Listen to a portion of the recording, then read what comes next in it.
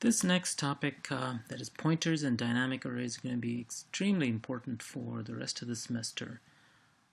Pointers are something that we haven't seen in Java, and we have something similar. We have reference data types in Java. They are like pointers to objects, but the basic idea is going to be pretty different from Java.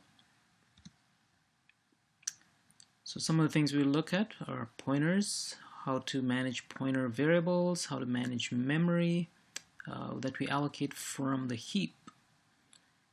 And we can also have pointers point into the stack, and that can also present some challenges to writing programs.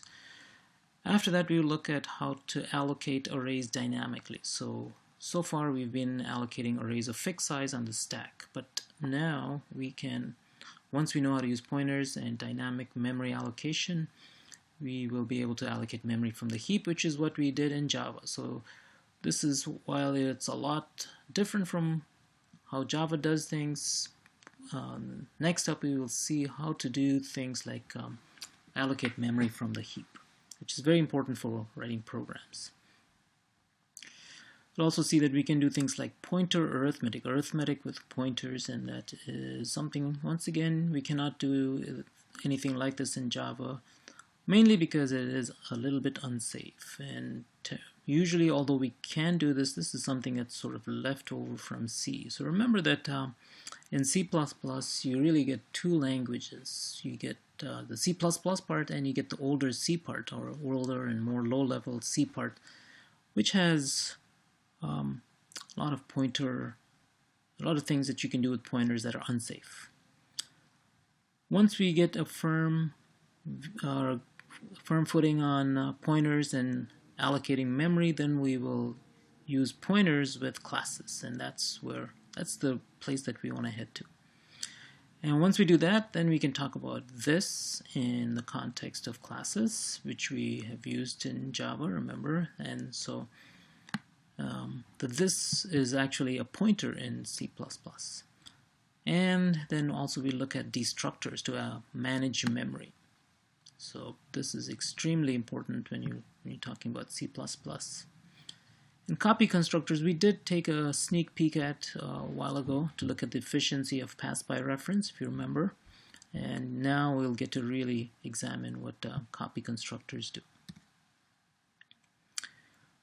Okay, so let's start with pointers. What is a pointer? It is a variable that holds the memory address of some other object or variable. So let's take a very quick example right away. I'm trying to get into Eclipse. Okay, so let's set up a simple main program.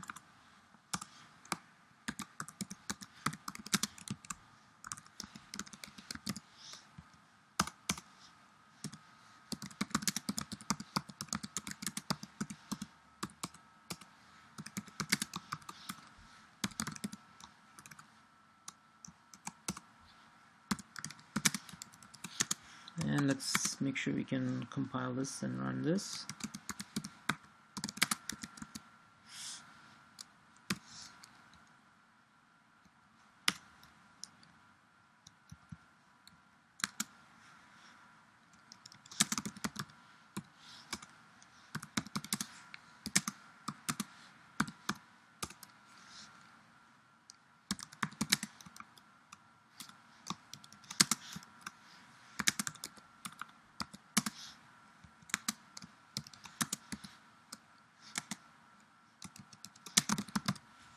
Alright, that's good. So a simple program, print out a couple of things. Let's make sure we can compile it and run it. Alright, that's good. We saw how to use pointers.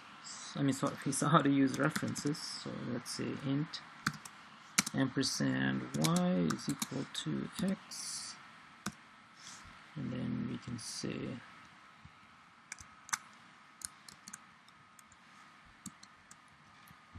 y, y is y, and remember that if we change y is equal to 23, and you print out both x and y, surprise, both of them change.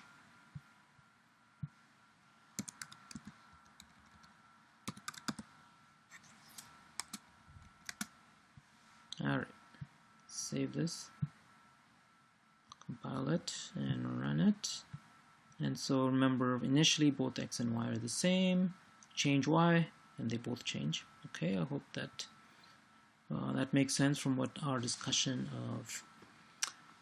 of references. So here, when we talk about pointers, here's a simple pointer. Instead of using ampersand, you use star. However, you can't assign x to y now. Y is actually a pointer. Just like before it was a reference, now you want to read this as y is a pointer, and you can read this as pointer to an integer. And so what can you do with this? You can say y is, and then get the address of x. Alright, and so this is okay. We have to change this. This won't work, but let's just take a look at what this does so far. Alright, so all of this compiled. So here what we're declaring is y is a certain type. The type is pointer to int, and if you want to assign it a value, you have to say y is the address. Y will have excuse me, y will have the address of x. So that is y will now point to the same thing, the memory location that x has. If you want to assign a value to it, you have to say star y. That's called dereferencing. So this is saying take y, take the thing that it's pointing to, and in that location store 23. And if you compile this all works, and you run it.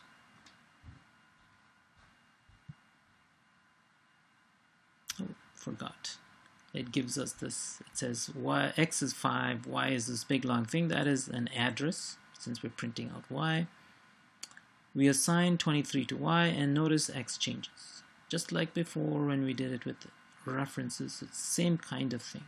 They both refer to, well, y refers to the same memory location that x has. Now let's fix this. We have to say we don't want to print out y itself because y is a pointer. That's why you get this big long thing.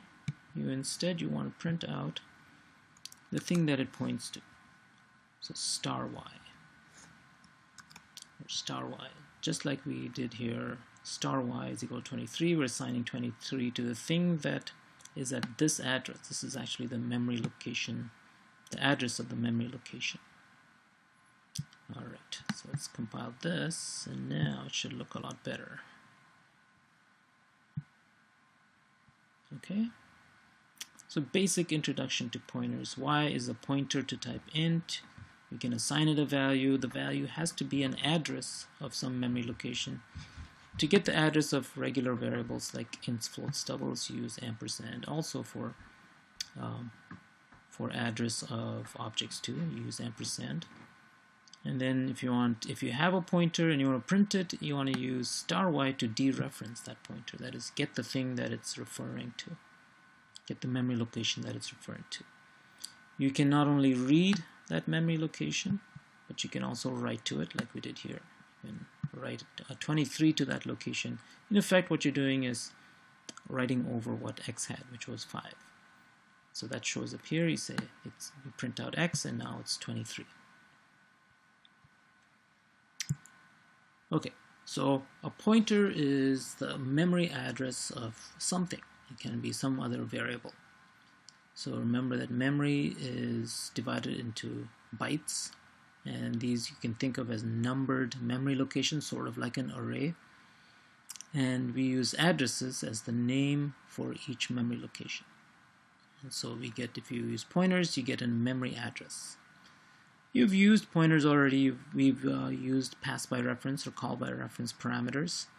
And what's actually passed in is the address, or something like, very much like a pointer, but in C they're called references. Okay, so pointers are typed. That is, you can have an int pointer, you can have a double pointer. They're not same as int or double. Instead, it's a pointer to an int. It's called an int pointer. Pointer to a double, so a double pointer. So for example, you can have int star x like we had, or double star p. And this is saying, the way to read this is p is of type pointer to double. So p is declared as a pointer to double variable and can hold pointers to variables of type double. But it can't, for example, you can't say int star x and assign x to p. Alright, so just want to make that clear. So you can do this. Alright, and then you can say, let's set up another variable, int star z. And you can assign it, you don't have to assign it a value, unlike references. So you can say it's at some other point, you can say z, some other point in your code, you can say z is equal to y. That is perfectly fine.